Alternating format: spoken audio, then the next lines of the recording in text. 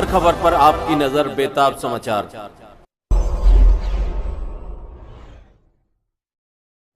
अब मैं भारतीय राष्ट्रीय कांग्रेस के अध्यक्ष श्री मल्लिकार्जुन खड़गे जी से निवेदन करता हूं कि वो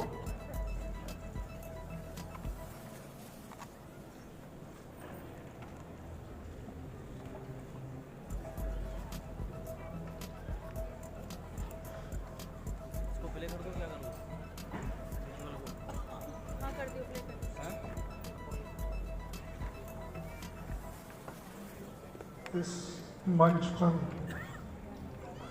बैठे हुए सभी साथियों, यहाँ जमा हुए मेरे सारे कॉमरेड बंधुओं,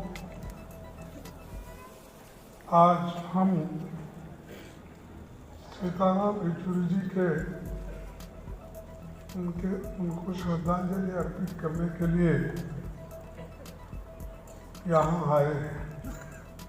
मैं सीधा एयरपोर्ट से मुझे 4 बजे का टाइम दिया था, तो मैं सीधा यहीं पहुंचा।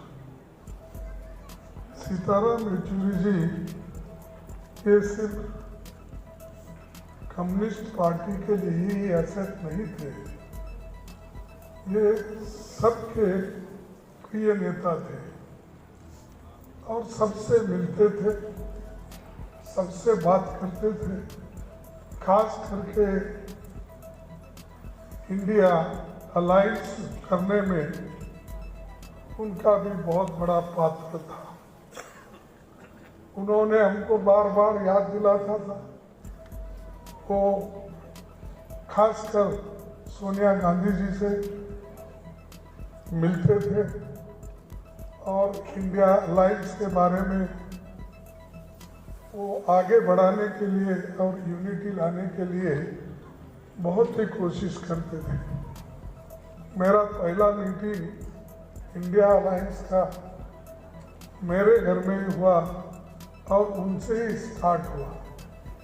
तब फिर हम एक एक करके हमारे अपोजिशन पार्टी के नेता राहुल जी, हम बैठकर एक एक पार्टी के नेताओं को बुला कर बात करने के बाद जो बात बनी, उसके बाद इंडिया अलायंस आगे बढ़ते गया। चंद लोग उस वक्त क्रेडिट लेने की कोशिश किए, लेकिन हमारे जहाँ तो वहीं से जो आदमी क्रेडिट लेना चाहता था वो हमको छोड़ के रातों रात भाग गया। फिर भी हम इसको आगे बढ़ाकर देश में जमहूरियत को मजबूत करने के लिए क्या कोई भी कीमत हो, सभी पार्टियां देने के लिए तैयार हो गए। और आज दिख रहे कि रूलिंग पार्टी को मेजॉरिटी नहीं मिली, आज वो एक माइनॉरिटी की गवर्नमेंट है। इसीलिए बहुत से जो बिल को आगे बढ़ाना चाहते थे और जितने भी बुरे कानून थे उनको लाना चाहते थे, तो वो अब रुक गए। ये शक्ति सिर्फ जनता से आ सकती है और जनता ने हमको सपोर्ट किया। और खासकर येचुरी जी हमेशा रात के 10 बजे हो, 11 बजे हो, सुबह 8-9 बजे कभी भी भाई इनसे बात करें क्या, उनसे बात करें क्या, वो मिले क्या, इसका हमेशा हमको याद दिलाते रहते थे।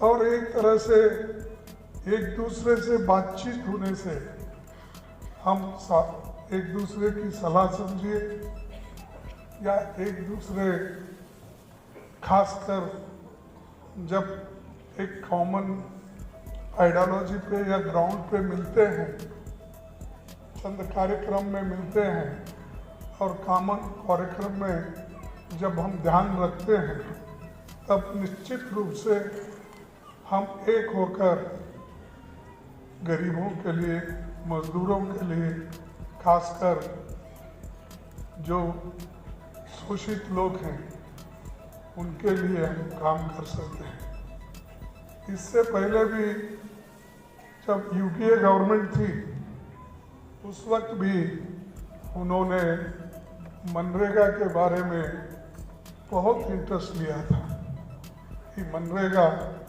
ये आवश्यक है, ज़रूरी है और गरीबों के लिए जीने के लिए एक बहुत बड़ा कानून जो मैडम सोनिया गांधी जी ने लाया था उसकी बहुत तारीफ करके वो हमेशा आगे कहते थे। और दूसरी चीज़ मैं उनमें एक खूबी देखा कि कभी गुस्से में नहीं आते थे और किसी को इंटॉलरेंस की बात नहीं करते थे, सबको समझाते थे भाई हो गया, वो चीज़ हो गई, आगे क्या करना चाहिए, फिर कैसा करना चाहिए। अगर जब तक एक आदमी मीडिएटर, बोलिए एक इंसान सोच बूझ के जो काम करता है और सबको लेके जाने की जब बात करता है तो उससे हर लोग यूनाइट होते हैं। जब हम यूनाइट होते हैं तब निश्चित रूप से हमारी जो लड़ाई रहती है वो गरीबों के लिए आगे बढ़ती है। इसीलिए एक सच्चे जो प्रजातंत्र के लिए लड़ने वाला व्यक्ति, गरीबों के लिए लड़ने वाला व्यक्ति, पार्लियामेंट्री डेमोक्रेसी में विश्वास रखने वाला व्यक्ति, सबको समान दृष्टि से देखने वाला व्यक्ति और सब पार्टी को साथ लेके चलने वाला व्यक्ति। चाहे हमारे विचार अलग अलग हो सकते हैं, हमारा आइडियोलॉजी अलग अलग हो सकती है, लेकिन चंद कॉमन पॉइंट पे जहाँ हम मिल सकते हैं लोगों के लिए, गरीबों के लिए, उसमें उनकी ये खूबी थी कि मिल के चलना ज़रूरी है देश के लिए और गरीबों के लिए, ये उनका हमेशा कहना था और इस सोच से वो आगे बढ़ते थे, सबको सम्मान देते थे और लोग भी उनको उतना ही सम्मान करते थे। तो इससे उनका व्यक्तित्व बढ़ा। हम पहले भी, मैं जब लेबर मिनिस्टर था तो मेरे को ये कम्युनिस्ट पार्टी वाले सताते थे बहुत, वो पीछे भी बैठे, वेस्ट बंगाल के भी नेता लोग सामने हैं, साथ में हैं, तो मैं हमेशा, मैं इनसे पहले करता था बहुत से काम है, फिर भी मुझे छोड़ते नहीं थे और मैं बोलता थोड़ा मुझे सोचने का टाइम है तो कोई अभी होना, फिर देखेंगे, नहीं देखेंगे, नहीं अब होना।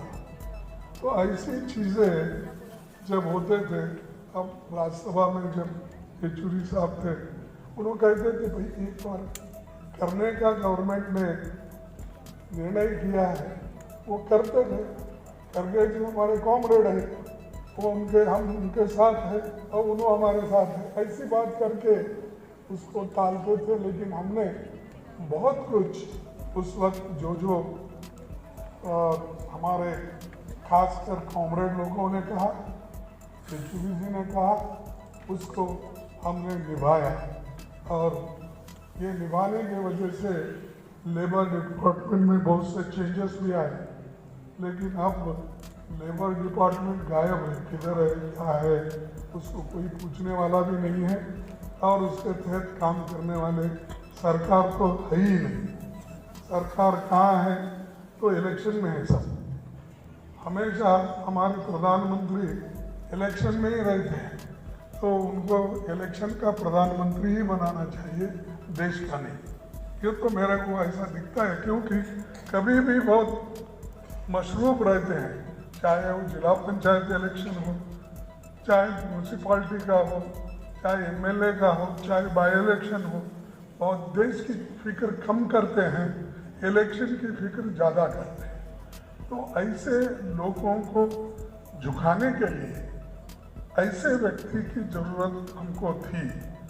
और मुझे बहुत बुरा लगा कि बहुत कम उम्र में, अभी क्योंकि इतनी उनकी हमको छोड़ के जाने की उतना वक्त नहीं था, लेकिन हमको छोड़ के वो चले गए। तो एक बहुत बड़े नेता हमने खोया। तो उस जगह को भरना अब आप लोगों के हाथ में है, लेकिन जिस ढंग से आप लोग लेके जाएंगे वो काम हो जाएगा। और खास करके मेरी पहचान इधर 10-15 साल पहले हुई थी, और वो उनकी बातें सुन के, उनके विचारों को सुन के हम अपने ढंग से जैसा काम करना चाहिए वो करते थे।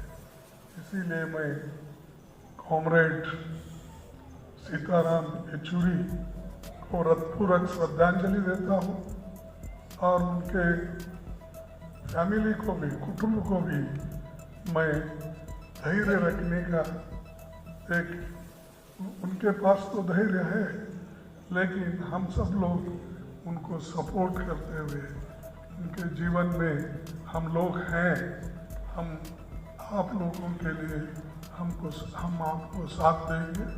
और आप कोई ऐसी चिंता करने की चिंता तो होती है, लेकिन अपने को काम भी करना है और आगे भी बढ़ना है और उनके विचारों को लेकर भी चलना है। तो इसलिए मैं अपनी बात इतनी कह के, जो पहले से बहुत से आपको फोटो भी आप देखे होंगे, इवन इमरजेंसी में भी उन्होंने अपना एक पिटिशन इंदिरा गांधी जी को देकर एज ए स्टूडेंट नेता के रूप में उन्होंने कहा। इसके अलावा और कई चीज़ें हैं, उनसे मिलते जुलते रहे हैं, लेकिन मैं सारी चीज़ें यहाँ बताना नहीं चाहता। बस मैं यही चाहूँगा कि उनको आप सबका उनको याद करते रहिए। दूसरे मेरे पास शब्द नहीं है, ऐसे व्यक्ति को खोए हैं और उसको भरने की जगह आपके पास है। और हम सब लोग यही प्रार्थना करेंगे कि एक व्यक्ति तो चला गया, लेकिन उसके विचार चले नहीं गए। वो विचार हमेशा के लिए अपने साथ रहेंगे और उसको हम आगे बढ़ाते हैं, सब लोग मिलकर चलेंगे। धन्यवाद, नमस्कार, जय हिंद।